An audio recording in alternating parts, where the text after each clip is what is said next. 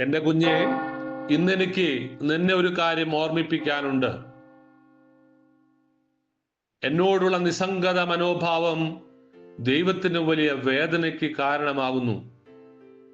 എന്റെ മകന്റെ ദിവ്യകാരണത്തിന് മുമ്പിൽ നീ എന്നും ചൊല്ലണം: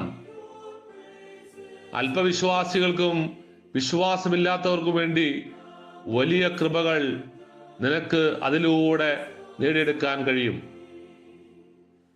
എൻ്റെ അരുമയായ ചെറിയ കുഞ്ഞെ, ഇന്ന് ഞാൻ നിനക്ക് തന്ന വിധത്തിലുള്ള വിശ്വാസം കിട്ടാൻ ആഗ്രഹിക്കുന്ന, എന്നാൽ എന്നിൽ നിന്ന് അകന്നു കഴിയുന്ന മക്കൾക്കായി നീ പ്രാർത്ഥിക്കണം.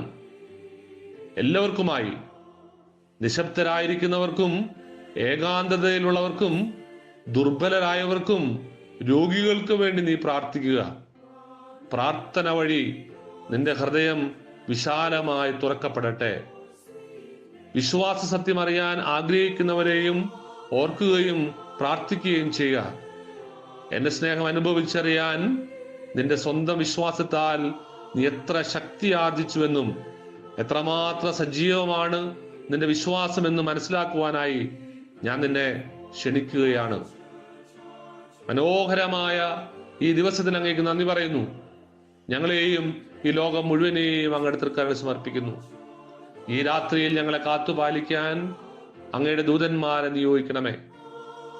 നമ്മുടെ കർത്താവായ ഈശോ മിശിഹായുടെ കൃപയും പിതാവായ ദൈവത്തിന്റെ സ്നേഹവും പരിശുദ്ധാത്മാവിന്റെ സഹവാസവും നമ്മെല്ലാവരോടും കൂടി ഉണ്ടായിരിക്കട്ടെ, ഇപ്പോഴും എപ്പോഴും എന്നേക്കും. ആമേൻ.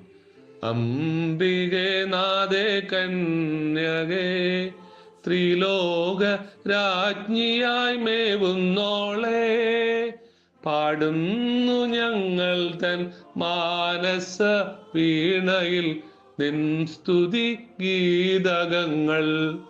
അമ്മേ, നിൻ സ്തുതി ഗീതകങ്ങൾ.